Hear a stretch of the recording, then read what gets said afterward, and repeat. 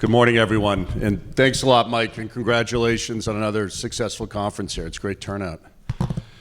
So I'm Jonathan Crane, CEO of Kraneshares, and we have an ETF company that we founded in 2013, really focused on China. And how we started that, and I'll talk a little bit about my background. I've been doing business with China for the last 20 years, and lived there for 5 years, and went over in about 2003 as an entrepreneur after business school, and saw China as this incredible growth opportunity. It was very early days there, and I set up shop in a different industry, actually, in the media entertainment space there. And it was really as China had just gotten rights to the Beijing Olympics in 2008, and it was a very closed country. And we saw an opportunity to open up China to bring in live international content like concerts, sporting events, and ticketing, sort of a Live Nation model of China. And that's how I got my start in China. I went over as a American, but as an entrepreneur to organize the live entertainment industry there. And through that, kind of boots on the ground, got a lot of real life experience doing business in China. And so from about 2003, 2004 to through the Olympics, I built a company on the ground there. We had about 200 Chinese people spread across five cities with one American, and we started bringing in all the major concerts. China had never had live entertainment. And so that was from, we brought in, the Rolling Stones to NBA basketball to, you name it, that came in and during those 5 years. And we did, professionalized ticketing over there. But through that experience, it was a consumer experience. I got to see all these incredible growth trends happening there. I also got experience doing business in China, had to partner with the Chinese government, build those relationships, and also understanding, where China is going. And through that process, learned a lot, and a lot of that was, how actually Kraneshares does its product development through this experience. And it was a lot of the growth trends were happening. And one thing that I saw, happening was urbanization, and that's really, tens of millions of people moving to cities, and as they move to cities, they get better education, they get better access to jobs, service jobs, and make more money, and then domestic consumption starts, and this whole sort of upgrading of lives happening. And it's interesting, we saw, there's a comparison between the United States and China, and I think China's studied how the United States over the last 200 years has evolved, and it's kind of replicating that over there. In our country, in 1850, we had, I think it was, 80% of the country lived in rural areas. It was only 20% urbanized, and then we started our industrialization, people moving to cities and making more money, and sort of the whole American dream happened. In China today I think America's 85, almost 90% urban. China today is about 59-60%, and they want to get to 85%. So they have a whole another 25%. It's a few hundred million people to still move to cities. And America was at 59%, 60%, where China is today, right after World War II. And then it sort of triggered the whole American dream, and a lot of growth here. So we believe China is at that point where there's a lot of upside. But when you live over there, it's interesting. You learn that the whole country is run by government policy, everything, and it's a very transparent country. Everyone thinks that it's not transparent, but it actually is. The government tells everyone exactly where they're going to invest money, what industries they're going to support, where they want growth specifically. So you can really, understand, sort of where China's going. And that government policy, it's not just coming out, once a year or once every, few years. It's every day. Policy is being generated, both in the local cities, provinces and then nationally. And they do have every 5 years, they have something called the 5-year plan. And that's their business plan for every 5 years. They kind of come out with it.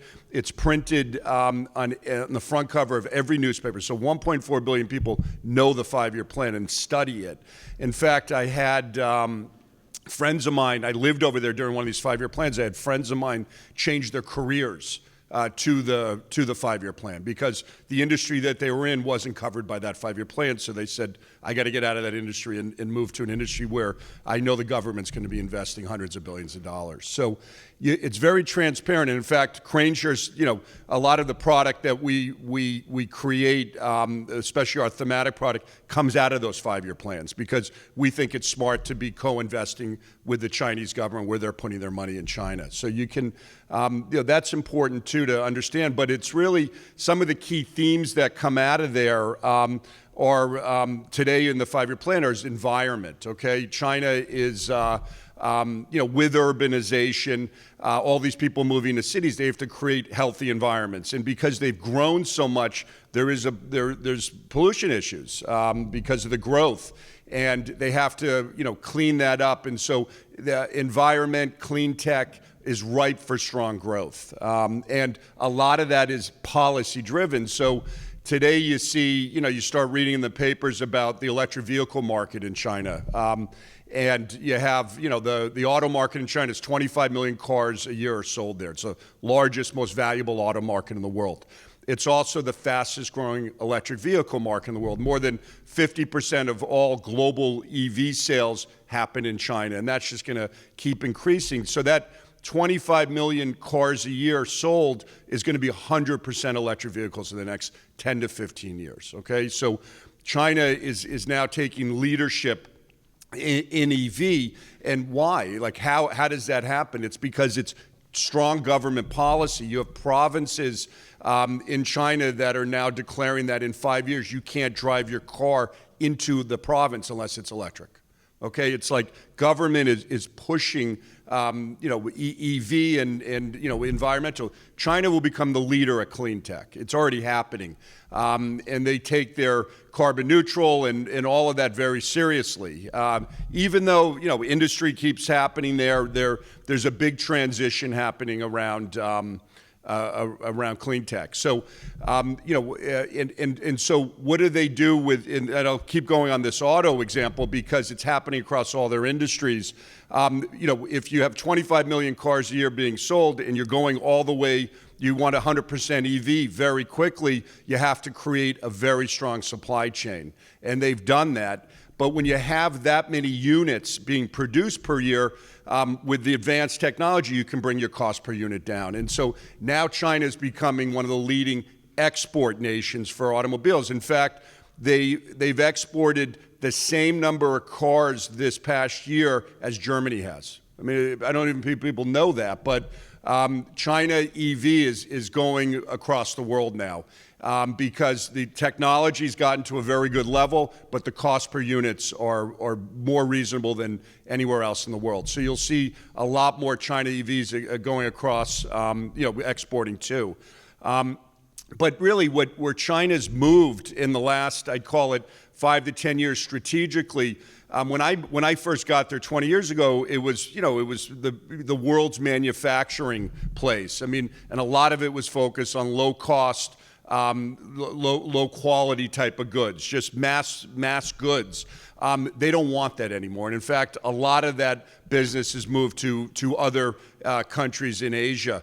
China wants to be the world's manufacturer for advanced technology. You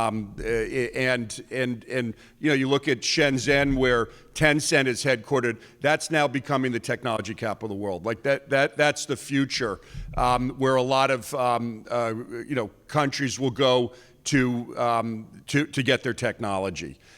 So China's moving where they want to take advanced technology across all their major industries and upgrade everything that they're doing also. And why is this happening? It's 1.4 billion consumers getting wealthier, okay? And that's all part of this big urbanization story, moving to cities. And I come back to the example of the United States, where right after World War II, we started also globalizing. America did, and we went and did something called the Marshall Plan in Europe, and we rebuilt Europe. Okay, and a lot of that we paid for that. We had a development bank here, U.S., and we also sent in a lot of our companies to then globalize and do a lot of that rebuilding. What it also did for America was it bought our politics too, and it helped us create our allies in Europe and other places around the world. And then also the United States had this incredible growth growth time where you sort of had this thing called the American dream. China today, what they're doing is something very similar to the Marshall Plan. They have something called the Belt and Road Initiative, and that's their global infrastructure play, where they're taking $8 trillion, literally, and investing it across 80 countries to create infrastructure and trade routes. And that's through high-speed rail, it's through ports, and that's their version of actually the Marshall Plan.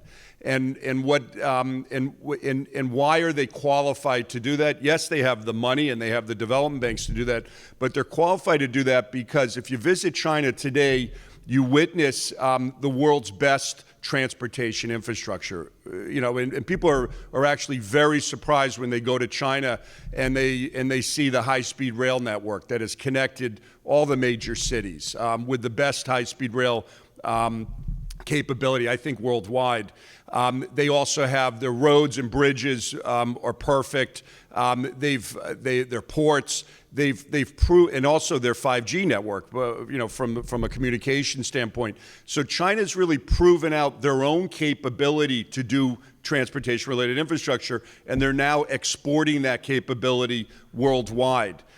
So it's important to note that China now wants to, as America did, globalize a lot of their companies, but also become, a global leader out there with allies. Okay, and that's happening. So, it's interesting. We've been doing as Kraneshares. We started the company in 2013, and it was really after I got back from the United States, from China, and I had a very good experience there. I was, sort of boots on the ground, seeing what was going, all the growth trends, and built a successful company there. Where I came back, I saw U.S. investors very underallocated China, and then China starting to, diversify globally. And what I saw as a growth trend on why we started this company was really asset flows.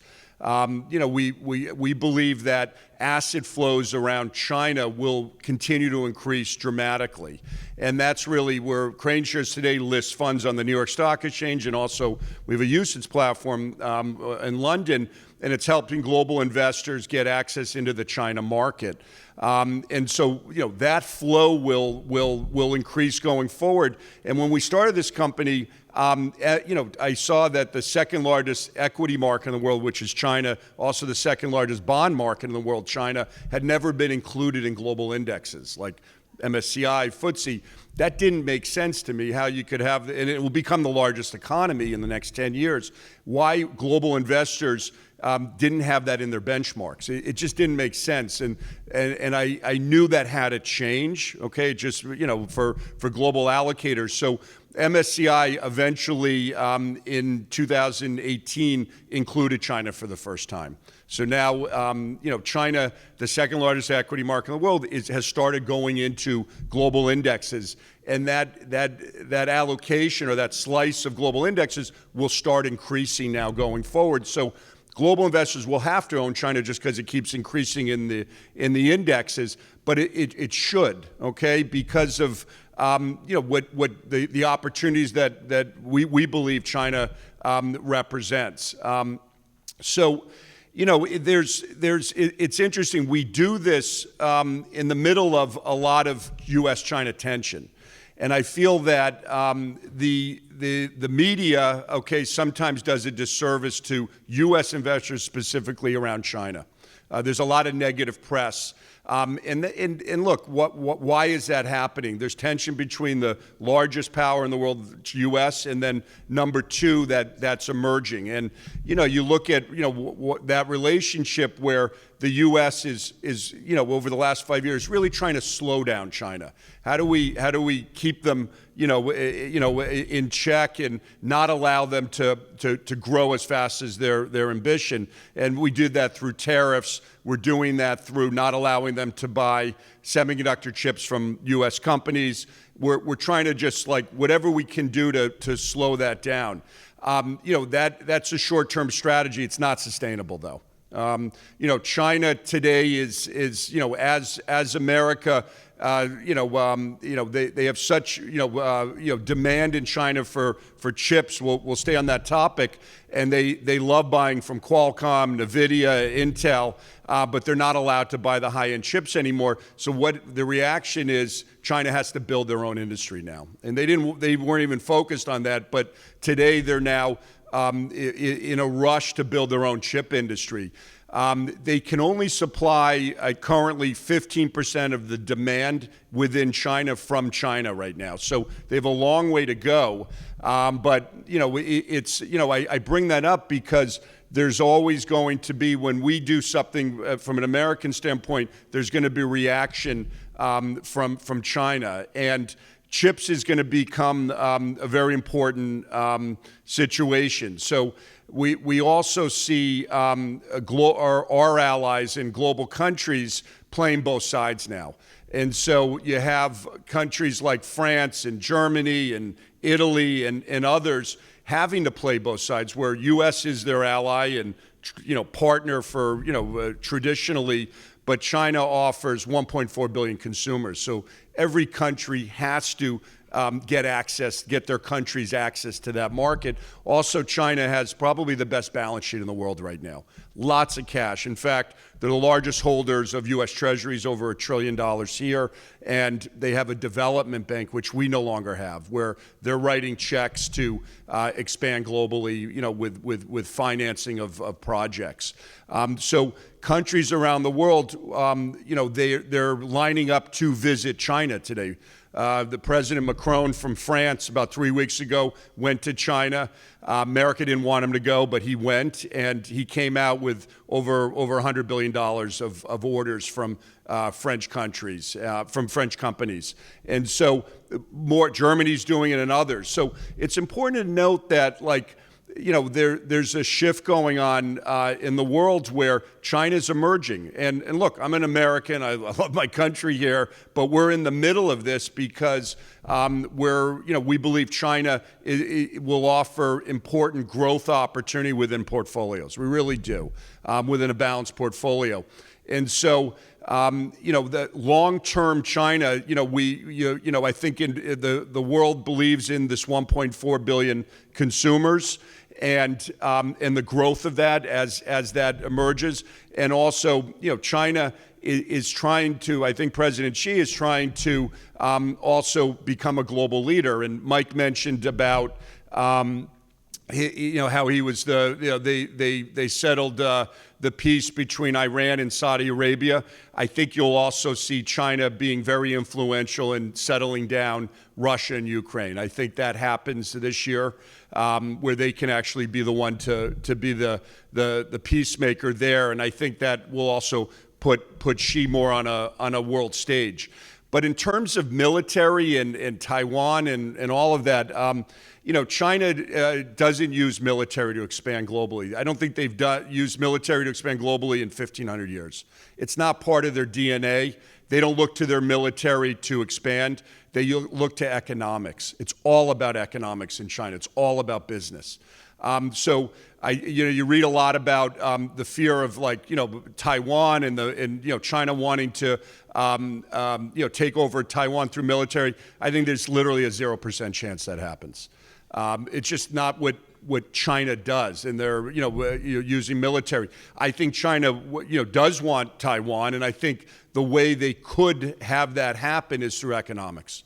It's just benefits, okay? Economic benefits to Taiwanese people. The economic benefits to Taiwanese companies already is there. I mean, China's the largest buyer of semiconductor chips from Taiwan, and many of the Taiwanese companies are already over in China doing very well. So I think China's strategy will probably be through Hong Kong, where they'll put a lot of economic benefits in investment into Hong Kong, job creations, and prove an example of Hong Kong, what it's like being under the China umbrella, and that it can be positive from an economic standpoint, job creation. A lot of the young people over there that were protesting, a lot of it was there was no job opportunities. So I think they see where they can help and then set that example for Taiwan. So obviously America, I was just in China last week for the first time in 3 years, and we met with Ambassador Burns over there, our U.S. ambassador.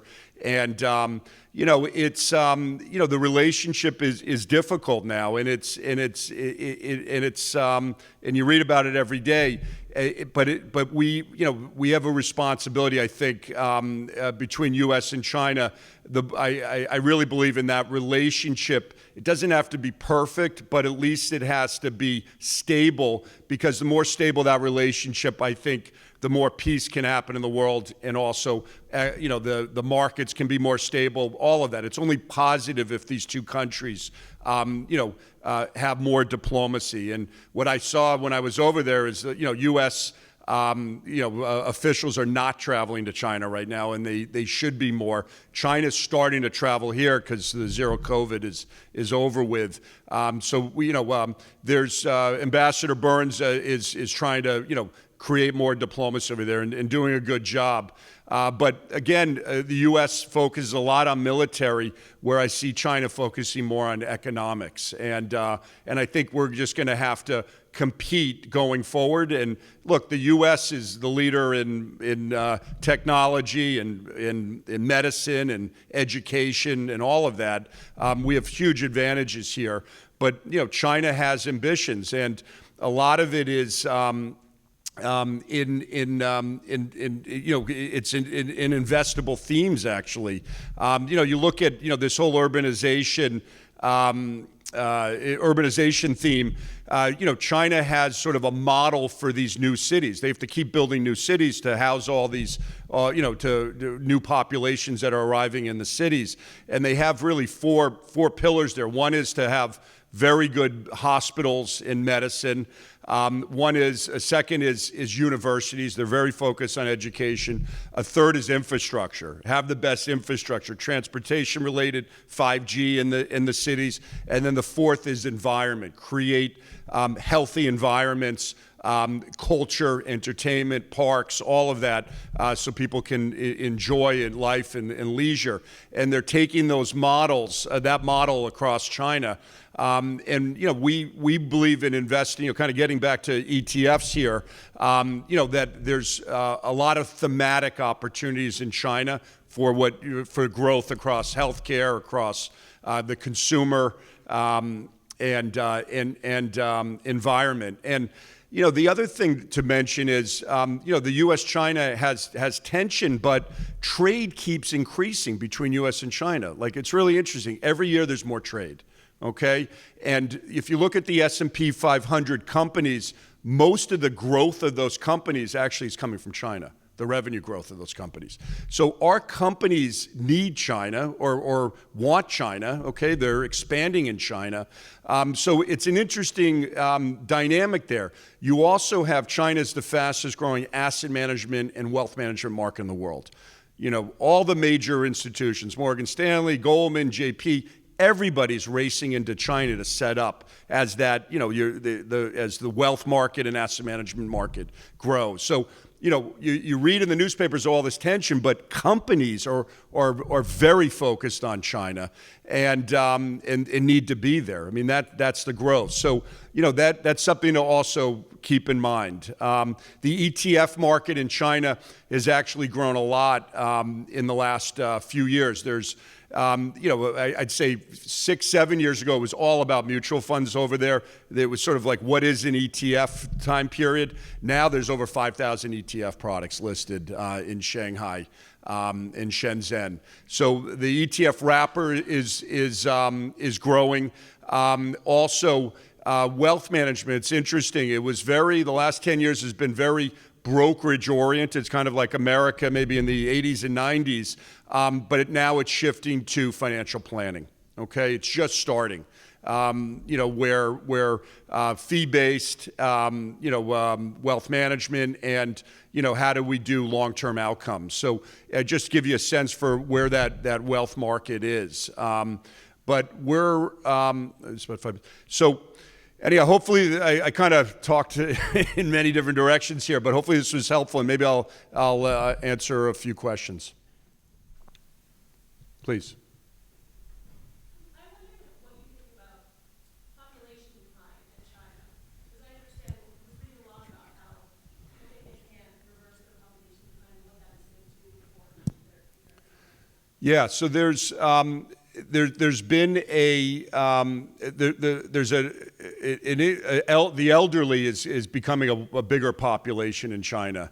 I think the population decline is recent, okay, and I think it was they had a difficult time during COVID, and I think that was part of it. So I think there's they used to have a one-child policy. They've now, taken that away, so you can have as many children as you want. So they're obviously the government's focused on, population growth. So I think, I think that will work itself out. Okay. I think there has been consequences of COVID over there, like all over the world.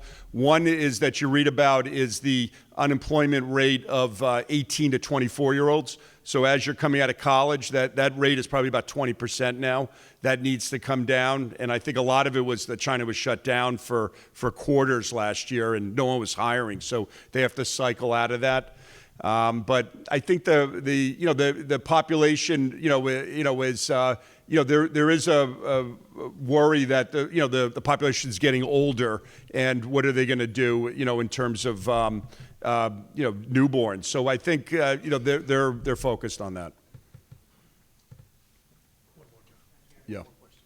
Please. Oh, thank you, Michael Scanlon. And I appreciate your bullish attitude. You've been over there. I haven't been, but it's been 3 years.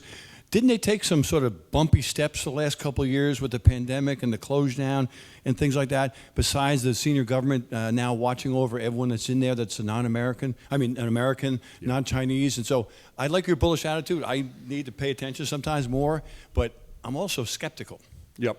Yeah, listen, there's, again, there's a lot, we deal with that every day. So it was interesting, COVID, over the last 3 years, when COVID started, China actually reacted well, okay, and they locked down quickly, and then they came out of COVID pretty quickly. I think they were the only country globally with a positive GDP the first year of COVID.